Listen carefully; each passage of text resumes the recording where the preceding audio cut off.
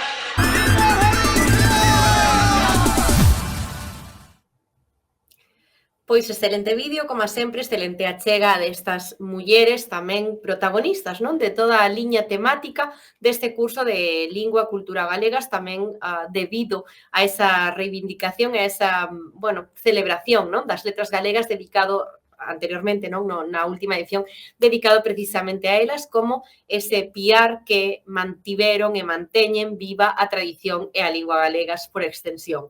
Como vos dicía, atopámonos en Berdoias nesta tarde en Vimianzo, na provincia da Coruña, de novo. En que comarca estamos? Na comarca da Terra de Soneira. E aquí estamos falando de que está conformada por Camariñas, por Vimianzo e por Zas. Se queredes deixarvos caer por esta contorna, temos os seguintes lugares de interese que, como sempre, como vos digo sempre, simplemente están para orientar de alguna forma, para situar de alguna forma como punto de partida, pero que podedes ir a calquera outro porque todos ao final son moi recomendados e están pois moi interesantes de visitar, non? E de coñecer, polo tanto, Galicia dende estes lugares ás veces pois menos coñecidos. Destacamos, polo tanto, o Castelo de Vimianzo, que acompaña, ademais, nesta imaxe a diapositiva, tedes aí que é pois un castelo moi ben coidado, moi ben conservado e que se pode pois visitar. Temos tamén como lugares de interese o Castro das Barreiras ou tamén calquera outra vestixio da romano que podemos atopar por esta contorna, a Arca de Rabós, a Praia de Sabadelle, seguindo neste núcleo pois máis natural, non? De natureza, perdón, o faro de Cabo Vilán ou calquera dos faros que se atopan nesta parte de Galicia e por iso tamén destacamos aquí neste último punto de aire libre, non, de paisaxe e de sendeirismo tamén o Camiño dos Faros. Camiño dos Faros que ten alrededor de 200 kilómetros e que percorre pois os principais faros, cabos, que ten faros e cabos e demais accidentes xeográficos, non? Que se atopan na costa galega nesta parte da Coruña. Se non coñecedes a ruta, pois tamén podedes consultala nesa páxina de Turismo de Galicia da que xa falamos, perdón, nalgunha ocasión anterior. Todos estes materiais e todos estes recursos que tedes enlazados na última das diapositivas, sabedes que os podedes consultar sempre dende a páxina web de Galicia Aberta, Aula Galicia Aberta, na sesión na edición, perdón, do ano 2025, que é este no que nos atopamos. Como último punto, as festas e celebracións, perdón, deste lugar. Pois, por exemplo, o asalto ao castelo de Vimianzo, a festa da Virxe do Carme, como sempre nos lugares costeiros, lembradevos que isto é unha máxima, neste caso tamén en Vimianzo, a Virxe do Carme, a Rapa das Vestas de Valiña, menos coñecida que algunhas das outras das que temos falado aquí nalgúnha ocasión anterior, pero tamén pois de festa de interese turístico, ou a festa de San Pedro de Verdoias, entre moitísimas outras. Lembrade que estamos destacando pois só 3 ou 4 cuestións que vos poden axudar a orientar precisamente esas visitas, esas viaxes ou que intentan comprender diferentes datas concretas para que vos encaixen se nalgúnha época vos deixades caer por aquí, que saibades que sempre hai oferta cultural e turística en Galicia. Continuamos, polo tanto, sempre que nos saltamos esa diapositiva familiar, non? De lingua e sociedade, vos indico por que é, neste caso, pois sabedes que na Coruña xa nos atopamos en varias ocasións, en algúns destes núcleos ou moi preto xa estivemos, como pois puideron ser en ocasións anteriores máis na Costa da Morte e demais, polo tanto, se estamos na Coruña, neste punto seguimos no bloque occidental, características dialectolóxicas propias do bloque, xa falamos de bergantiños e demais que comparten características con esta zona na que nos atopamos hoxe tamén. Para saber máis sobre isto, repito, podedes sempre consultar os materiais descargables que tedes de sesións anteriores e aí tedes sempre enlazado un mapa dialectal de Galicia onde se amosan non só os trazos dialectais por escrito de cada un dos bloques, oriental, central e occidental, repito que estamos no occidental, senón que tamén tedes producións orais gravadas, onde podedes escoitar esas falas de cada unha das zonas, e tamén tedes as producións por escrito. Así que pasamos directamente, por ter xa repasado esta cuestión, pasamos directamente ao vocabulario. Que temos aquí? O audiovisual, vocabulario sobre o audiovisual, do que aínda non falamos, a verdade. E aquí tedes, como sempre, unha imaxe numerada do 1 ao 16 que recolle os principais vocablos, as principais palabras que se atopan nesta parte do audiovisual, que sería, pois, por exemplo, o que temos aquí, unha escenografía dun plató e todo o que hai detrás, non? Polo tanto, no número 1, o plató, que sería este lugar onde se gravan pois, secuencias que despois se emiten, por exemplo, na televisión. No número 2, esa parte de atrás da imaxe sería o decorado. No número 3, temos os focos, como esos elementos iluminarios, non? Que achegan luz. No número 4, temos unha actriz. Lembradevos que este era o feminino, obviamente, de actor e que tiña un feminino que se formaba de forma diferente. Actriz, actor. Que non actora, aínda que tiñamos algunhas voces xa que recollen en moitos casos a palabra ou nome a actora. Presentador ou presentadora tamén o conductor, neste caso, dun espazo audiovisual no que estamos agora mesmo.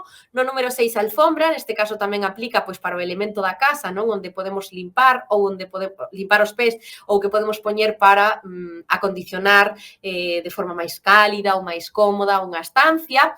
Temos no 7 o altofalante, como ese elemento que nos permite amplificar a voz para que se escoite, para que se grave, para que poida emitirse da mellor forma posible, perdón. No número 8 temos un ordenador, neste caso pois parece un ordenador portátil, diríamos ou directamente un portátil ou un ordenador portátil. No número 9 temos a butaca, ese lugar onde nos podemos sentar, pero tamén podemos designar como asento. No número 10 a cámara como elemento que grava, no número 11 o director como persoa que dirixe, pois neste caso unha estea, non? Pero tamén podería ser un director orquestral ou podería ser un director de tese, por exemplo. Podería ser tamén unha directora, porque non, pero aquí temos na imaxe a un señor. Temos no 12 unha cadeira de tixeira, que son estas típicas cadeiras que se pregan en cruz, non? Temos no 13 unha claqueta, que é pois, ese elemento plástico que dá que o pechar pois, fai certo ruido e dá inicio a unha secuencia que se vai gravar, por exemplo. No 14 temos unha bobina, onde, por exemplo, unha bobina de película, non? Onde se podían guardar, almacenaban non antigamente estas cintas. No 15 temos unha pantalla e no 16 temos un megáfono, de novo como elemento amplificador da voz ou dos sons nestes casos.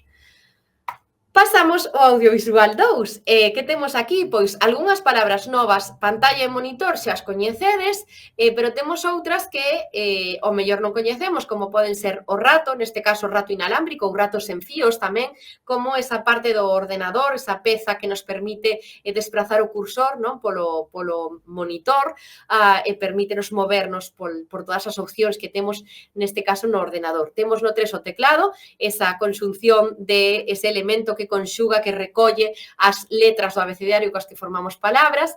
Computadora xa falamos nalgúna ocasión anterior, ordenador e computadora xa falamos na diapositiva anterior de ordenador, tamén lle poderíamos chamar computadora directamente. No 5, caderno, que serían estes elementos, estes elementos que están formados por follas onde recollidas pois normalmente cunha espiral de ferro por un lado, ou non necesariamente de ferro, pode ser pegadas con cola ou de calquera outra forma, onde podemos recoller notas. No 6 repetimos os altofalantes dos que xa falamos en ocasións anteriores. No 7 unha impresora ou escáner como elemento que fai copias ou escanea outros follas. No 8 un disco duro, neste caso diremos externo, dice igual que en español. Lápiz de memoria, como esas memorias USB que utilizamos a diario. CD, para ese compartimento que lé precisamente o elemento homónimo do mesmo nome, esos CDs, esos elementos que, bueno, cada vez vemos menos, non? No número 11, ou igual, non?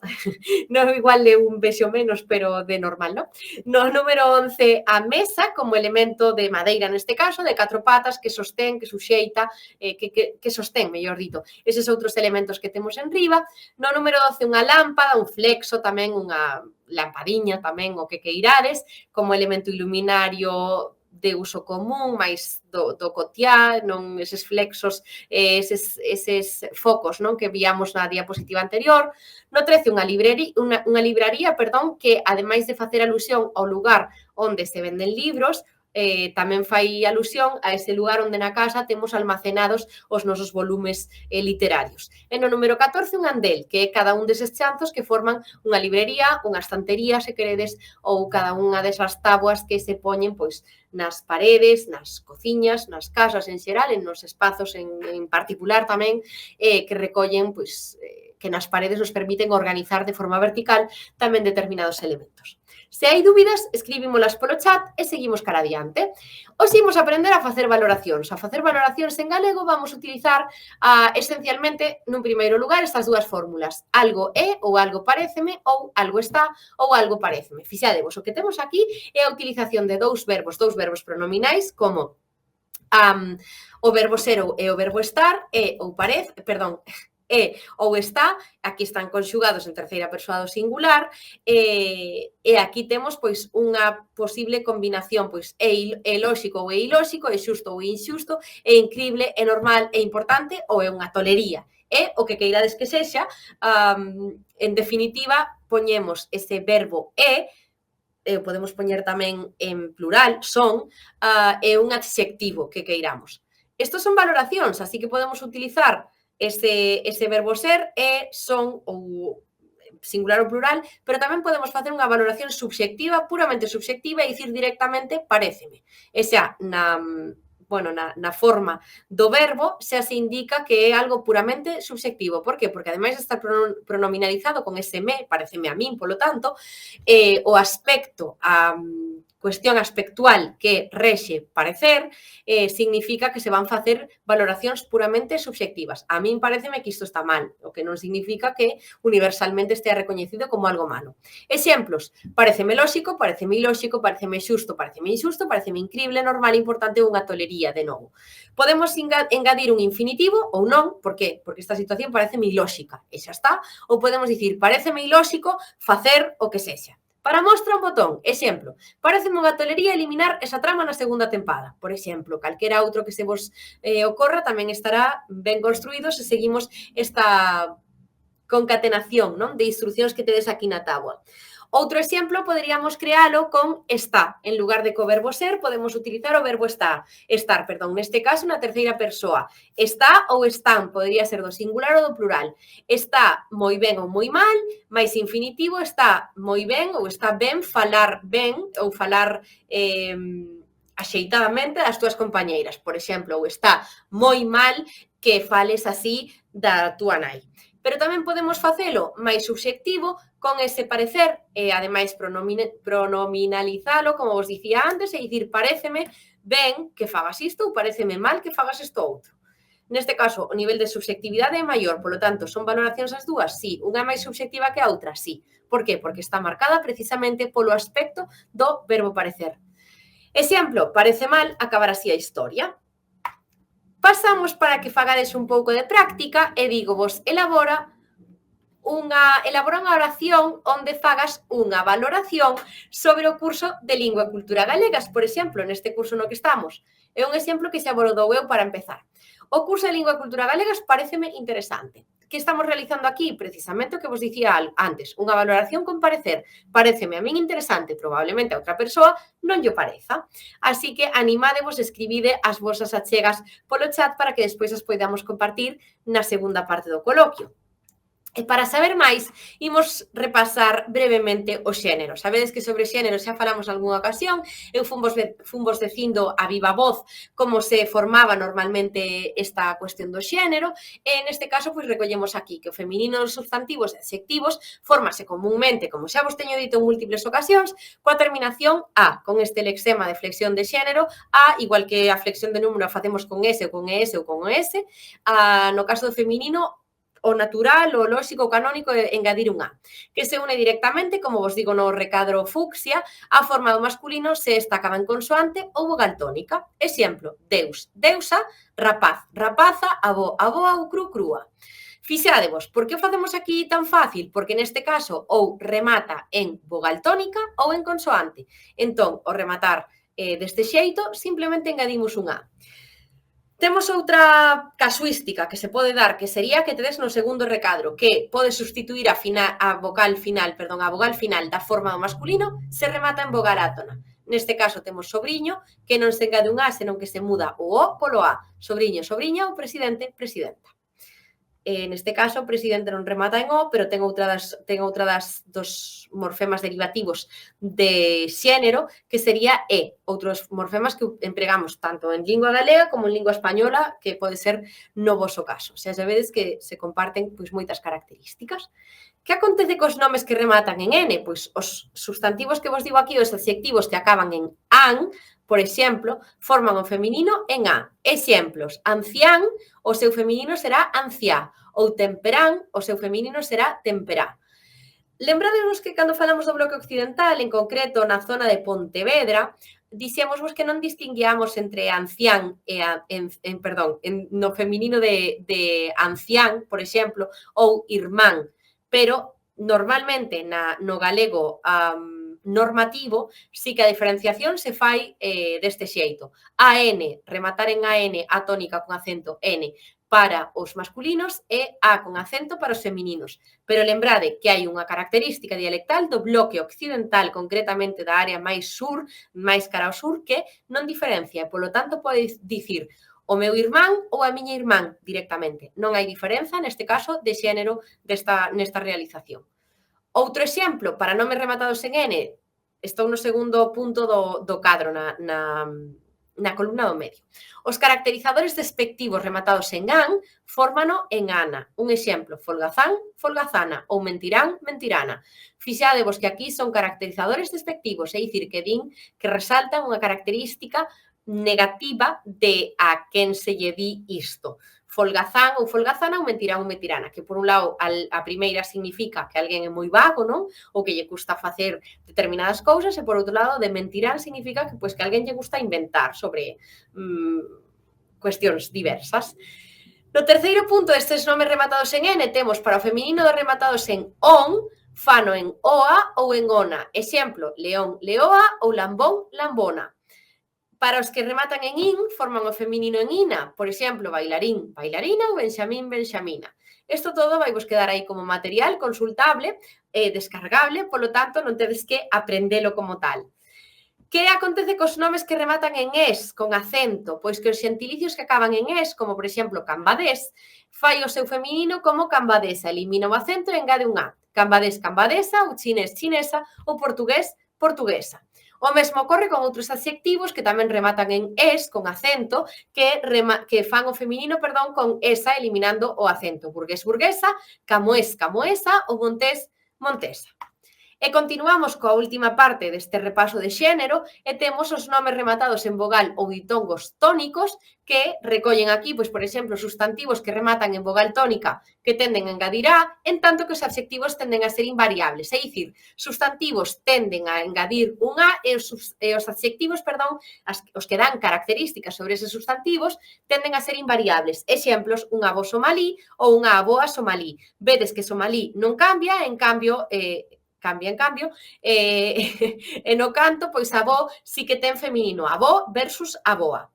No segundo punto deste primeiro nomes rematados en vogal ou ditongos tónicos, temos que hai algúns substantivos que son invariables, como seguro que xa coñecedes. Por exemplo, chimpancé adulta.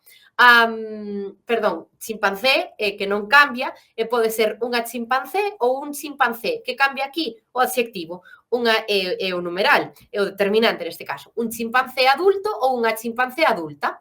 Temos tamén outros adxectivos como nu, cru ou recru que só engaden un a directamente, como os que vimos anteriormente. O peixe cru, a carne crúa, por exemplo, ou un só día ou unha casa soa. Calquera dos dous vedes que fai tamén unha flexión de xénero canónica no sentido de, totalizante no sentido das que falamos antes.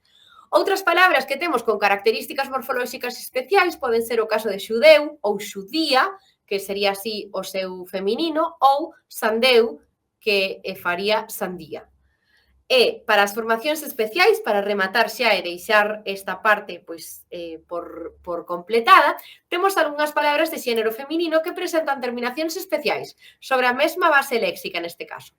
De que falamos? De heroe ou heroína, de galo, galiña, de rei, raíña, abade, abadesa, poeta, poetisa ou actor, actriz. Fixadevos que estas son as máis extrañas, por iso son formacións especiais e por iso se recollen aquí nun recadro á parte. Se tedes dúbidas, comentádemas e despois falamos sobre isto. E xa para pechar esta primeira parte teórica, temos unha recomendación non só de película, que tedes aquí As Bestas, obviamente en galego, sabedes que foi unha película que se realizou en Galicia, baseada ademais nun caso real, e tedes aquí unha recomendación de páxina web que é a de Vogal. Está, como sempre, enlazada neste título de recomendación e aquí podedes ver un catálogo de películas e onde velas. Pois, por exemplo, onde podemos ver As Bestas? Pois en Filmin ou en Netflix ou en calquera outra plataforma. E hai moitos outros contidos que están directamente en aberto. Aquí podedes mergullarvos na páxina, despois podemos vela todas xuntas e todos xuntos. Podes entrar na páxina e ver todo o catálogo que se pode ofrecer e, como os digo sempre, é unha forma de seguir aprendendo e desfrutando da lingua e da cultura galegas e da boa saúde do audiovisual, neste caso, en galego. Como vos dicía, ata aquí a sesión teórica de hoxe e agora a transición ven da man da Asociación Cultural Hispano-Galega Cabaleiros de Santiago, que veñen dende o Brasil e traennos un vídeo co que probablemente imos desfrutar moito. Dentro do vídeo vémonos nun intre. Ata agora.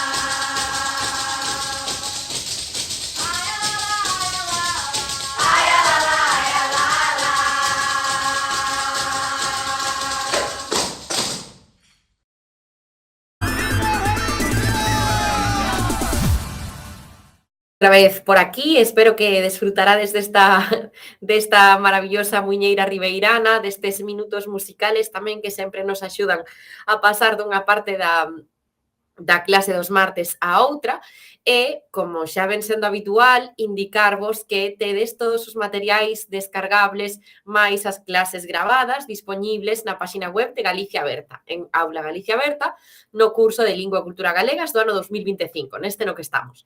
Neses materiais, aí tedes pois todas as recomendacións das que vos falamos aquí, aparte das diapositivas, non? Coas que imos traballando nesa primeira parte.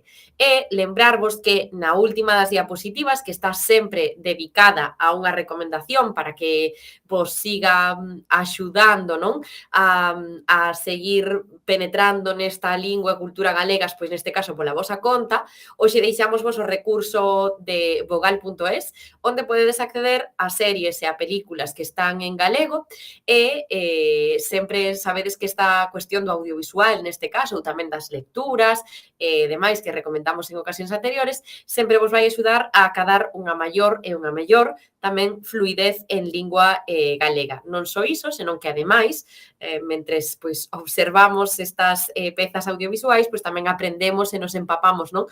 Da cultura dun lugar como pode ser o caso de Galicia. Ademais, na miniatura que tedes, no pantallazo que tedes na recomendación desta semana, vaivos unha película que é a que abre non este recurso de vogal.es, que é a das bestas. Se non a vistedes, recomendo vola moito, trata temas, pois, a verdade que de bastante actualidade hoxe en día tamén no monte galego, no rural galego, e a verdade que vos recomendo moito que pasedes por ela. Ben, e temos algún comentario por aquí, dinos Carmen, Carmen dinos que está ben interesante. Non sei se te refires, Carmen, a clase xeral ou as películas, se tes algunha, se xa vistedes algunha destas recomendacións cinematográficas, se tedes preferencias, se queredes pois tamén comentalas aquí a través do chat, tamén é unha forma, non, de poñer en práctica estes léxicos, estruturas sintácticas, morfoloxía e demais que imos aprendendo aquí todos os martes. Vexo que anda o chat un pouco parado, entón anímovos a que mandedes algún comentario antes de que nos vayamos descansar. Nos aquí xa estamos plenamente en horario de inverno, polo que estamos dende hai 2 horas de noite. Sei que vos aí estades empezando a tarde, non? Entón, seguro que aínda tedes moitas ganas de empezar de vivir, non? En xeral, en termos xerais, así que animádevos e traédenos, as vosas achegas a través do chat. Non sei se tiña que comentar algunha cousa máis. Diría que non se me ocorre ningunha cuestión máis que comentar. Simplemente, o que vos recomendo tamén moitas veces, mentres ides escribindo vou seguindo ocupando tempo. O que vos digo moitas veces, empregade estes materiais que son de descarga libre, non? Estes materiais didácticos, de algunha forma, para organizalos o voso aire, non? O voso parecer. E refírome esencialmente, por exemplo, as cuestións de vocabulario. Sabedes que as diapositivas estruturan en varias partes. Teño un comentario en pantalla, dicía que tedes as diapositivas que se estruturan en varias partes, sobre todo tedes unha de vocabulario que é a que máis vos vai axudar a seguir aprendendo galego. Intentade xuntar esas e facede un glosario ao voso xeito e así podedes ter un recurso o que botar man facilmente para seguir falando en galego. E con isto cortome a min mesma e leo o que teño aquí. Toda a mi familia é de Galicia, A Coruña, Poa do Caramiñal e Rianxo. Pois fíxate que por esa zona xa estivemos, non? Xa nos estivemos movendo polo Barbanza e por estas zonas que temos por aquí. Moitas grazas pola chega, anímote a que a seguinte non la escribas en galego porque vas facer xenial, estupendamente, estou completamente segura, e moitas grazas pola chega. Temos tamén outros comentarios, como o de Lore Martínez Acevedo, que nos di: é un placer estar máis conectada, vivo en Valencia, son de Uruguai, neta de galegos. Benvida, Lorena, é un placer tamén para nós que compartas estas tardes con nós, e anímote tamén a que nos escribas en galego, porque esta cuestión da que falamos en moitas ocasións, non? De que normalmente sabemos máis do que pensamos, ou somos máis capaces de facer unha produción en galego do que pensamos. Veredes que cando vos vaiades animando vais saindo só. Dinos, grazas pola chega, Lore. Dinos tamén, Samu 96 di: viva Galiza, pois claro que sí, que viva. Cereijo Karina di: esta é a segunda clase na que participo, espero poder poñerme ao día coas clases anteriores. Pois mira, tes tempo para te poñer ao día porque están colgadas e non se van retirar, non? Sabedes que no que respecta ao curso estamos entrando, non, na recta final, estaremos xuntas e xuntos ata decembro, polo tanto, pois estamos entrando nesa recta final, pero xa levamos aquí varios meses, entón, tedes todo ese material organizado e ordenado xerárquica e cronolóxicamente desde aquelas primeiras sesións alá por marzo, se non me equivoco. Así que invítovos a que vos poñades o día e vaiades vendo, pois, como queirades, como poidades ou como vos apeteza, eses materiais que tedes aí gravados e tamén material descargable. Dinos tamén, M. Pardo di: hola dende Venezuela, filla e neta de galegos. Benvida tamén. Me gusta el gallego, la xunta está César di: gústame o galego, a xunta está promovendo a aprendizaxe na Coruña. Bueno, pois alégrome de que así sexa percibido. Dinos Gustavo: son Gustavo de Uruguai, neto de galegos, e de escoitar a meus avós entendo bastante. Fíxate, o testemunho de Gustavo, non? Esa cuestión da que eu tamén vos falo aquí, de animádevos a escribir nos comentarios en galego, porque ademais de que non ides ser xulgadas nin xulgados pola vosa utilización da lingua, simplemente se vai utilizar como un feedback sempre positivo e que vos vai axudar a seguir escribindo. E esta cuestión da que nos fala Gustavo de escoitar pois é máis fácil, é totalmente así. É dicir, as estruturas, non, neste caso lingüísticas, a alfabetización en segundas linguas, neste caso, ou en terceiras, non sei cal é o vosso caso, tamén se fixa nas estruturas mentais, tamén se fixa a través da escoita activa. Así que todas estas iniciativas, estes cursos, este audiovisual que vos recomendaba, os libros e demais, os podcast e demais, sempre vos van a axudar a seguir mellorando. Mais cousas: Morriña dende Sao Paulo, Brasil. Pois nada, ánimos. Viva Galicia, dignos, saúdos dende Venezuela, unha filla de galegos con moito orgullo. Benvida para ti tamén. Hola, eu son asturiana e vivo en Rianxo. Pois hola, Nazaret, benvida ao curso, creo que é a primeira vez que te saudamos. Vives nun lugar maravilloso, estivemos por aí nalgúnha sesión falando tamén do grandísimo valor cultural, non, que temos por aí. E dinos Claudia: ahora soy Claudia de Uruguai, neta de galegos do municipio de Ceilán, con moitos amigos en Bueu. Un saúdo, vivo en Castellón de la Plana. Pois fíxate que interconexión aquí, non? De un lado do océano cara ao outro, pero ao final o vínculo con Galicia pois está aí tamén. Italia da Giulia dinos: miña primeira aula de galego, estou no Río, Brasil. Pois benvida tamén para ti.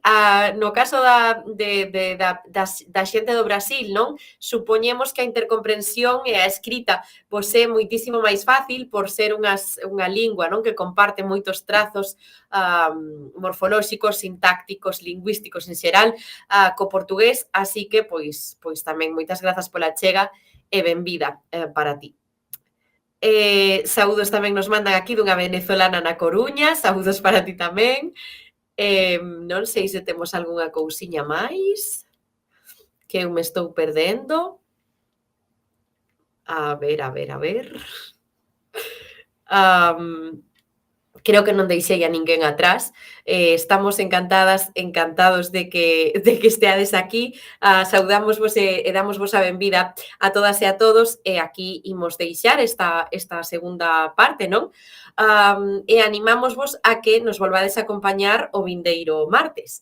Así que, sen máis cuestións, moitas grazas por estar esta tarde, moitas grazas pola vosa participación. Outros saúdos dun brasileiro en Pontevedra, excelente terra Pontevedra, verdade, que, que saúdos tamén para ti. Vaya, o que vos dicía, que grazas por acompañarnos esta tarde de martes, espero que teñades, que pasedes unha moi boa tarde, vos que empezades agora, e que nos volvades a acompañar o vindeiro martes. Que teñades boa tarde, ata logo, grazas.